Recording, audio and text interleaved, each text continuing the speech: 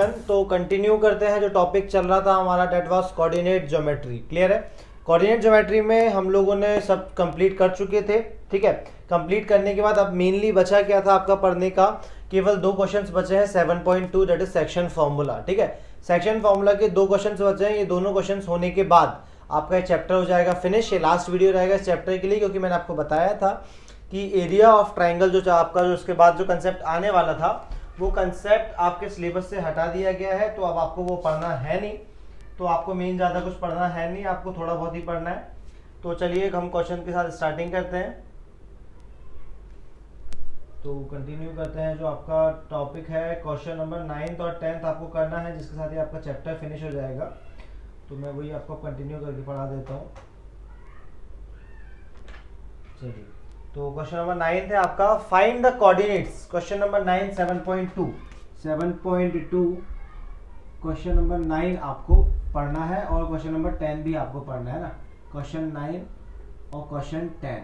चलिए, तो पहले क्वेश्चन 9 देख लेते हैं। क्वेश्चन 9 आपको दिया हुआ है कि find the coordinates of the points which divide the line segment. ठीक है, आपको कोऑर्डिनेट्स अगेन आपको मालूम है कि भाई कोऑर्डिनेट फाइंड करना है। कोऑर्डिनेट फाइंड करने का फॉर्मूला होता है आपका कौन सा, सेक्शन फार्मूला, जो कि लाइन को डिवाइड कर रहा है इनटू 4 इक्वल पार्ट्स। अब 1 2 3 पार्ट्स नहीं, आप उसको 4 बराबर पार्ट में डिवाइड कर रहा है। मतलब देखिए, अगर आपके पास एक लाइन है ए और दूसरा एक पॉइंट है ए और दूसरा पॉइंट है बी, ये दोनों को जोड़ रहे हैं। ठीक है, क्वेश्चन में इनके कोऑर्डिनेट्स भी आपको देखे रखे हैं। दैट ए का कोऑर्डिनेट आपका -2 और 2, नाम ही दिया उन्होंने सीधे ए, है ना, और बी का कोऑर्डिनेट आपको देखे रखा हुआ है 2 और 8। अब बोला है कि भाई ये जो है ना, इसमें आपको क्या है, जो लाइन है इसको बराबर 4 पार्ट्स में डिवाइड कर दिया है। अब 4 पार्ट में आपको उसको डिवाइड करना है। तो मैं मान लेता हूँ एक पार्ट, 4 बराबर पार्ट है ना, 4 इक्वल पार्ट्स, मतलब चारों पार्ट्स आपस में बराबर होंगे। इसको मान लेता हूँ मैं सी, इसको मान लेता हूँ डी। 1 मिनट, इक्वल पार्ट्स करना है तो अब ऐसे ही बनाए ताकि इक्वल दिखे भी आपको दूर से वो। तो मैं बीच वाला पॉइंट मार्क कर लेता हूँ पहले डी, ये वाला आपका पॉइंट हो जाएगा सी और ये वाला पॉइंट आपका हो जाएगा ई। ठीक है, मतलब 4 बराबर पोर्शन में डिवाइड करना है। मतलब आपने देखो, एक पोर्शन ये तीसरा ये चौथा ये, 4 बराबर पोर्शन में चारों की चारों आपस में बराबर है। मतलब एक अगर मान लो 4 सेंटीमीटर की लाइन है तो आपने 1 सेंटीमीटर के 4 पार्ट्स कर दिए, डिवाइड कर दिए।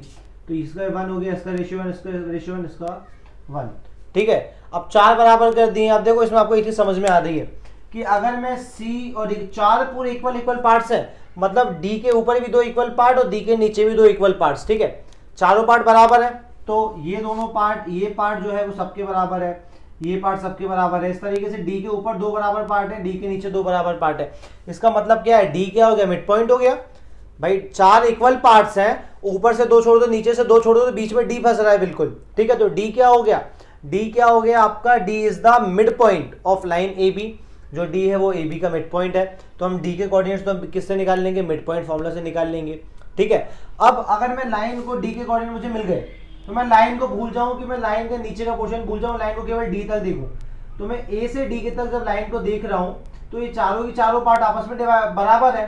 तो जो ए सी है और सी डी है ये दोनों भी आपस में बराबर होंगे। भाई इक्वल पार्ट्स है, क्वेश्चन बोला इक्वल पार्ट्स के हर पार्ट आपस में इक्वल है। तो अगर मैं इसकी लाइन भूल जाऊंगा, ए से लेके डी तक देखूं, तो जो सी पॉइंट है वो ए डी का क्या हो जाएगा, मिड पॉइंट। सी जो हो जाएगा वो ए डी का मिड पॉइंट हो जाएगा, क्योंकि ये भी वन पोर्शन है, नीचे वाला भी 1 पोर्शन है। तो 1 पोर्शन तो बीच वाला तो मिड पॉइंट हो गया।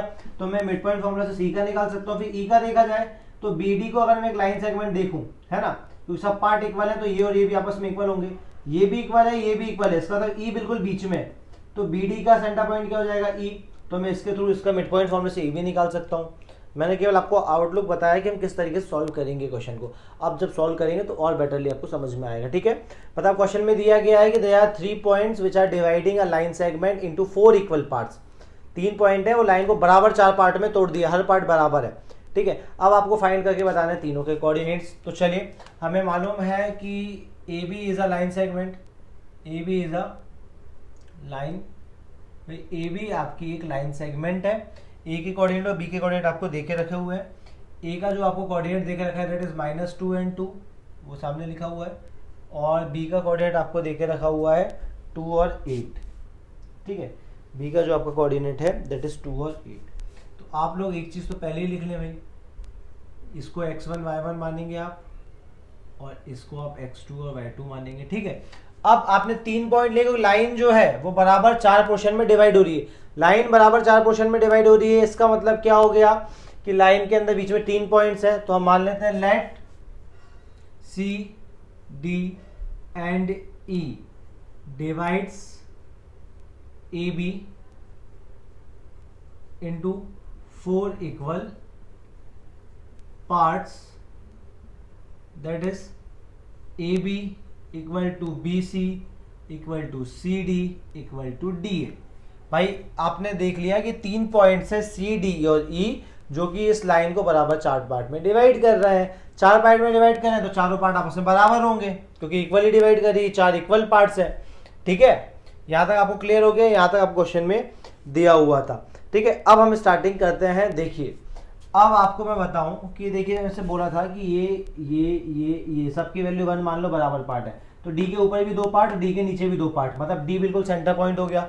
तो हमें मालूम है कि ए डी जो है, ए से लेके डी तक का जो डिस्टेंस है भाई, ऊपर भी 2 पार्ट है ना, और डी से लेके बी तक का जो डिस्टेंस है डी बी से, ये भी 2 है, ये दोनों बराबर होंगे क्योंकि दोनों के ऊपर, डी के ऊपर भी 2 पॉइंट है, डी के नीचे भी 2 पार्ट है, ठीक है। तो इसका मतलब क्या हो गया, D is the mid point of, D is the mid point of,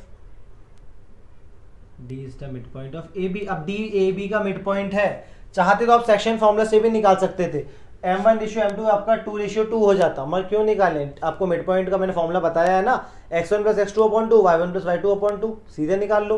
तो इसके अकॉर्डिंग भाई हम मान लेते हैं लेट कोऑर्डिनेट्स, पहले कोऑर्डिनेट्स कुछ तो सपोज करने पड़ेंगे, तो लेट कोऑर्डिनेट्स ऑफ डी हमने मान लिया x और y, ठीक है। हमने कोऑर्डिनेट्स मान लिए, डी के कुछ मानने थे तो हमने कोऑर्डिनेट्स मान लिए x और y। अब आपको मालूम है डी मिड पॉइंट है, तो मिड पॉइंट फॉर्मूला क्या होता है, x1 + x2/2 और y is equals to y1 + y2/2। चलिए तो निकालते हैं x की वैल्यू, x1 x2 मतलब -2 और +2/2, और y की वैल्यू y1 y2, तो ये हो जाएगा 2 + 8/2। देखो -2 + 2 कैंसिल आउट हो गया, सीधे 0/2, यहाँ बचेगा आपका 10/2, ये कैंसिल हो गया, y की वैल्यू हो गई 5, x की वैल्यू हो गई 0। अब देखो x के मतलब आपको d के कोऑर्डिनेट मिल गए हैं, d के कोऑर्डिनेट है 0 और 5, तो एक चीज आप मुझे देख के बता सकते हैं कि इसकी लोकेशन क्या होगी ग्राफ पे, जल्दी से बताओ, कमेंट सेक्शन में बताना इसकी लोकेशन क्या होगी, इस d पॉइंट की लोकेशन क्या होगी ग्राफ के ऊपर, ठीक है। मैं आपको अभी नहीं बता रहा हूँ, आप लोग कमेंट सेक्शन में इसका आंसर बताएंगे, ठीक है, कि ये कहाँ पर लाई करेगा ग्राफ में। देखो भाई अपना एक काम हो गया कि अपन को डी के कोऑर्डिनेट्स मिल गए, ठीक। अब डी के कोऑर्डिनेट्स मैं यहाँ लिख दे रहा हूँ 0 और 5। अब मुझे निकालने हैं सी और ई के कोऑर्डिनेट्स, तो मैंने आपको शुरुआत में समझाया था, अगर ध्यान से आपने सुना हो, दैट जो सी है, अगर हम लाइन नीचे की भूल जाए वो तो हमें अपने साथ सॉल्व करना है, तो हमें ये दिख रहा है कि C is the mid point of AD. भाई जो सी है वो एडी का मिड पॉइंट है, क्यों, क्योंकि एडी तक सी के ऊपर भी एक पार्ट है, सी के नीचे भी एक पार्ट है, मतलब सी बिल्कुल बीच में इक्वल पार्ट है, तो सी इज द मिड पॉइंट। अब सी मिड पॉइंट है तो हम मान लेते हैं लेट, है ना, लेट कोऑर्डिनेट्स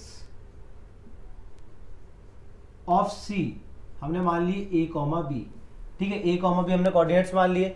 चलिए अब देखते हैं, तो a का फॉर्मूला आप सभी को मालूम है, x1 प्लस, अब x2 नहीं होगा, एक चीज का आप ध्यान रखेंगे, ठीक है, बहुत अच्छे से ध्यान रखना है आपको, फॉर्मूला लिखते टाइम बहुत ध्यान रखना है। अब आपका जो d है वो x और y है, d क्या है, x और y है, तो ये पॉइंट है ना, x1 तो ये हो गया, x2 की जगह पे क्या है x, x1 + x/2 और b इज इक्वल्स टू, ये है आपका y1, ये x1 y1 है ना, और ये आपका x2 y2 है, तो ये आपका हो जाएगा, बहुत सिंपल है भाई, दोनों के y कोऑर्डिनेट, तो y1 + y, इतना कोई टफ भी नहीं है, तो x इक्वल्स टू x1 का कोऑर्डिनेट क्या है -2 प्लस x की वैल्यू क्या है 0/2, b की वैल्यू क्या है y1 आपका दे के रखा है 2 प्लस इसकी वैल्यू है 5/2, तो यहाँ से आपका कोऑर्डिनेट निकल जाएगा -2/2, दैट इज x की वैल्यू -1, y की वैल्यू जाएगी आपकी 7/2, तो आपको c के कोऑर्डिनेट्स ऑफ c भी मिल गए,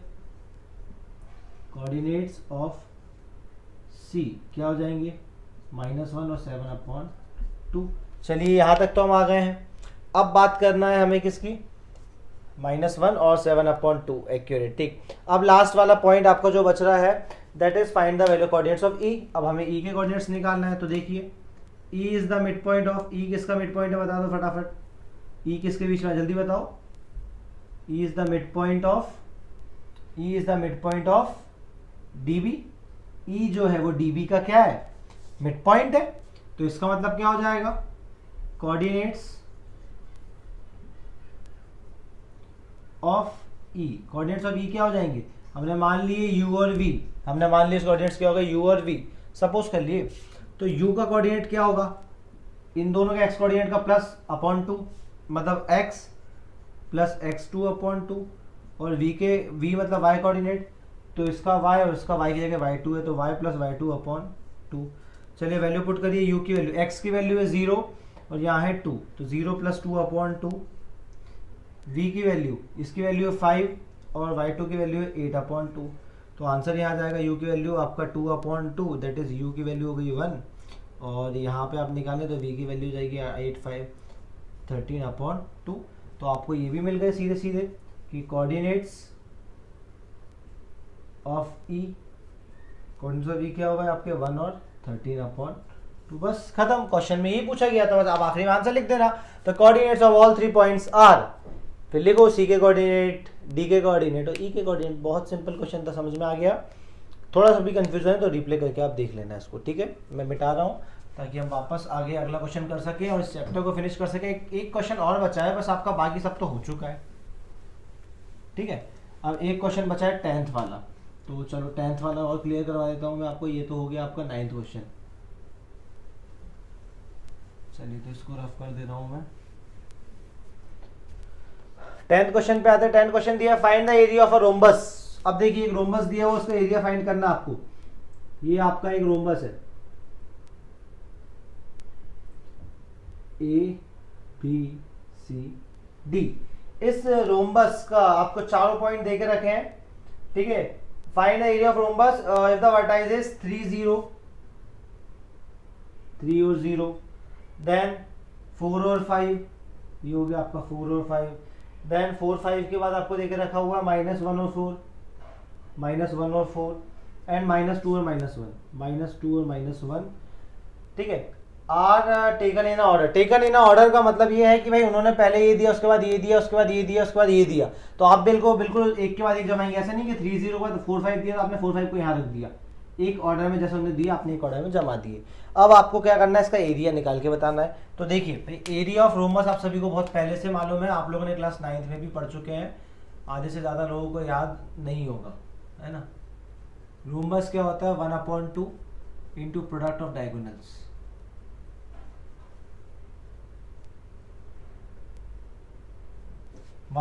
इंटू प्रोडक्ट ऑफ डायगोनल्स। तो आपका भी ये लास्ट क्वेश्चन देके रखा हुआ है, क्वेश्चन नंबर 10th। इसके साथ आपका ये हो जाएगा चैप्टर फिनिश। चलिए सॉल्व करते हैं। तो डायगोनल्स आपको दिख रहा है, आपको करना क्या है भाई, फॉर्मूले में 1/2 है, 1/2 की वैल्यू 1/2 होती है, खाली डायगोनल्स निकालनी है। तो AC और BD निकालना है। तो हमें मालूम है डायगोनल, सबसे पहले हम निकालते हैं डायगोनल AC। तो AC की वैल्यू निकालेंगे, सबसे पहले हम फॉर्मूला लिख देते हैं, x2 - x1 का whole square plus y2 - y1 का होल स्क्वायर। हम नाम देने पड़ेंगे।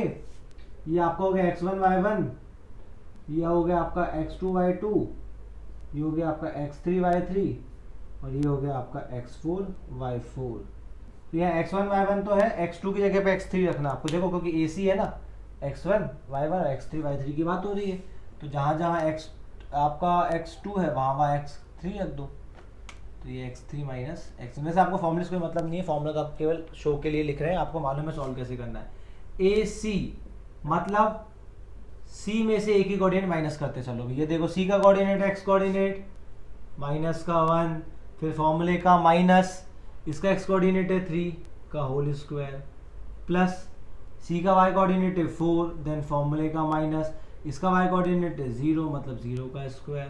तो AC की वैल्यू आपकी कितनी आ गई, ये हो जाएगा आपका -1 - 3 का स्क्वायर प्लस 4 का स्क्वायर। इसको आगे आप सॉल्व करोगे तो क्या हो जाएगा, ये हो जाएगा -4 का स्क्वायर प्लस 4 का स्क्वायर, दैट इज 16 प्लस 16, तो इसका आंसर हो जाएगा आपको 4√2 यूनिट। यूनिट लिखनी पड़ेगी ना, डायगोनल लेंथ है। चलिए इसी तरीके से हमने AC निकाल दिया, BD निकालते हैं। तो BD निकालना मतलब D के कोऑर्डिनेट्स और B के कोऑर्डिनेट्स, ठीक है। तो आपका D का कोऑर्डिनेट और B का कोऑर्डिनेट आपको ये देके रखा है, ठीक है। तो फॉर्मूला क्या हो जाएगा आपका, x2 माइनस x4 का square plus y2 minus y4 का स्क्वायर। जहाँ y1 था, आप x1 y1 था, वहाँ आपने 4 लगा दिया, 2 तो ऑलरेडी जहाँ है वहाँ चले गई, बाकी जरूरत नहीं है आपको फॉर्मूला की। भाई D में से B के कोऑर्डिनेट माइनस कर दो, तो D का x कोऑर्डिनेट क्या है, D जो है इसका x कोऑर्डिनेट है माइनस का 2, फिर माइनस B का x कोऑर्डिनेट है आपका 4, प्लस D का y कोऑर्डिनेट है माइनस का 1, माइनस B का y कोऑर्डिनेट है आपका 5। चलिए आगे सॉल्व करते हैं। तो BD इज इक्वल्स टू, ये हो जाएगा आपका -2 माइनस 4 का स्क्वायर प्लस -1 माइनस 5 का स्क्वायर, ठीक है। आगे सॉल्व करिए, तो ये आपका क्या हो जाएगा यहाँ पे, ये -6 का स्क्वायर, ठीक है ना। एक बार फॉर्मूले वैल्यूज चेक कर लेना, -2 माइनस 4 और -1 माइनस 5, ठीक है। और ये भी आपका क्या हो जाएगा, माइनस माइनस प्लस, तो -6 का स्क्वायर। चलिए तो BD की जो हम वैल्यू निकालते हैं, तो ये क्या हो जाएगी, BD की वैल्यू आपकी 6 का स्क्वायर 36 और पीछा स्क्वायर 36, तो आपका इसका आंसर आएगा 6√2, ठीक है। इसका आंसर आपका आएगा 6√2 यूनिट। अब आपके पास दोनों डायगोनल है, तो आपको निकालना है area of rhombus ABCD। Formula क्या होगा, 1/2 into product of diagonals AC into BD। चलिए सॉल्व करते हैं, तो एरिया निकालते हैं, है ना। एरिया ऑफ ABCD 1/2, AC की वैल्यू थी 4√2, BD की वैल्यू थी 6√2। तो देखिए सिंगल नंबर का तो मल्टीप्लाई हो जाएगा, 6 4 जा 24/2, और आपको मालूम है जब भी कोई सिंगल नंबर रूट के अंदर आता है, जैसे √2 इंटू √2, तो इसका आंसर होता है 2, है ना। जब सेम नंबर रूट के अंदर मल्टीप्लिकेशन होता है 2 बार आ जाता है, तो 2 बार हो जाएगा मतलब स्क्वायर हो जाएगा, और √2 का स्क्वायर हो गया मतलब 2, मतलब √2 इंटू √2 आपका 2 हो गया, 2 से 2 कैंसिल हो गया, तो 24। और आपको मालूम है फॉर्मूले में स्क्वायर लगता है, तो स्क्वायर यूनिट, मतलब यूनिट स्क्वायर लगता है ना, मीटर स्क्वायर सेंटीमीटर स्क्वायर जो भी हो। तो आपका जो एरिया आ गया ABCD का, वो क्या आ गया 24 स्क्वायर यूनिट। ये तो सबसे सिंपल क्वेश्चन थे, लास्ट के 2 चैप्टर्स के जो क्वेश्चंस थे, ठीक है। इसके बाद आपका ये चैप्टर होता है completely finish, coordinate geometries and now, ठीक है। बहुत सिंपल था चैप्टर, बहुत आसान था, आप लोगों ने कंप्लीट पढ़ लिया है रिड्यूस सिलेबस के अकॉर्डिंग। अब इसके आगे आपको उसमें कुछ पढ़ना ही नहीं है। हाँ, एरिया ऑफ ट्राइंगल में आपको ऑब्जेक्टिव पर्पज से बता देता हूँ कि एरिया ऑफ ट्राइंगल जो है वो आपको याद कैसे करना है, ठीक है। वो फॉर्मूला याद कर लो, फॉर्मूला ही आएगा, कोई क्वेश्चन को तो सिलेबस से हटा दिया है, तो आ सकता है तो केवल एक ही, अगर आया तो बाय चांस, वैसे तो आएगा नहीं वो, पर बाय चांस अगर वो आ गया तो आपको एरिया ऑफ जो एरिया ऑफ ट्राइंगल है उसका फॉर्मूला मालूम होना चाहिए।